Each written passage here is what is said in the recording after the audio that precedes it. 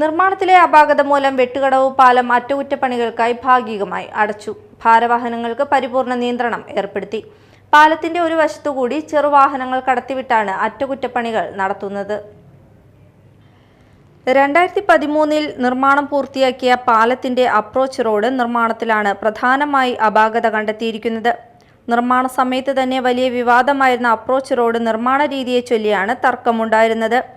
പാലത്തിന്റെ രണ്ട് ഭാഗത്തും അപ്രോച്ച് റോഡ് താഴ്ന്ന വലിയ കുഴിയും പാലത്തിന്റെ സ്പാകൾ അകന്ന് ദിവസം ചെല്ലുന്തോറും വലിയ കുഴിയായും മാറുകയാണ്. പാലവും അപ്രോച്ച് റോഡും തമ്മിൽ മണ്ണിട്ട് പൊക്കി വശങ്ങൾ കെട്ടി സംരക്ഷിച്ചാണ് റോഡ് നിർമ്മിച്ചിരിക്കുന്നത്. എന്നാൽ ഇവിടെ കരിങ്കൽ അടിച്ച് പുഴയിൽ ചെളിമണ്ണും മറ്റുമിട്ടാണ് റോഡ് നിർമ്മിച്ചിരിക്കുന്നത്. പുഴയിലെ മണ്ണ് കോരിയിടുന്നത് അന്ന് വലിയ വിവാദമായിരുന്നു. അതെല്ലാം അവഗണിച്ചായിരുന്നു നിർമ്മാണം.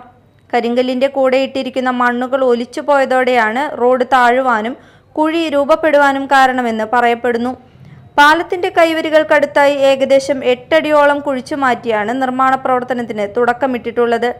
ഇതുപോലെ രണ്ട് ഭാഗത്തും നിർമ്മാണം പൂർത്തിയാക്കണം. ഇതിനായി 10 ലക്ഷം രൂപയാണ് അനുവദിച്ചിരിക്കുന്നത്. 2010 നിർമ്മാണം ആരംഭിച്ച് 2013 ഗതാഗതത്തിന് തുറന്നുകൊടുത്ത പാലം ഇതിനോടകം പലവട്ടം അറ്റകുറ്റപ്പണികൾ നടത്തേണ്ടി വന്നത് അശാസ്ത്രീയമായ നിർമ്മാണം മൂലമാണെന്ന് വിദഗ്ധർ പറയുന്നു. മഴക്കാലം തുടങ്ങുന്നതിന് തൊട്ടു മുൻപ് പാലത്തിലെ പണികൾ തുടങ്ങിയത് അധികാരികളുടെ അനാസ്ഥ മൂലമാണെന്നാണ് പരക്കെ ആക്ഷേപം. ദേശീയപാതയിൽ ഗതാഗതക്കുരുക്ക് രൂക്ഷമായതോടെ കഴിഞ്ഞ 2 മാസമായി ദീർഘദൂര യാത്രക്കാർ ആശ്രയിക്കുന്നത് ഈ വഴിയാണ്.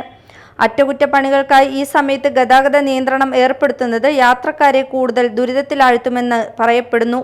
10 ലക്ഷം രൂപ വരുന്ന എസ്റ്റിമേറ്റ് തയ്യാറാക്കി അതിൻ്റെ നിർമ്മാണ പ്രവർത്തനങ്ങൾ തുടങ്ങിയിരിക്കുകയാണ്. അപ്പോൾ ഇവിടെ വന്ന് ഇതിൻ്റെ നിർമ്മാണം തുടങ്ങിയപ്പോഴാണ് ചില കാര്യങ്ങൾ ശ്രദ്ധയിൽപ്പെട്ടത്. അന്ന് ഈ നിർമ്മാണം നടത്തിയ സമയത്ത് വേണ്ട രീതിയിൽ ഉള്ള പരിശോധനകളോ വേണ്ട രീതിയിലുള്ള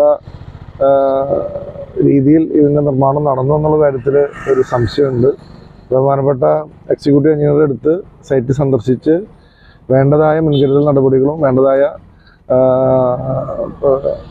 നിർമ്മാണ പ്രവർത്തനങ്ങൾ ചെയ്യാനായിട്ടുള്ള നിർദ്ദേശം കൊടുത്തിട്ടുണ്ട്.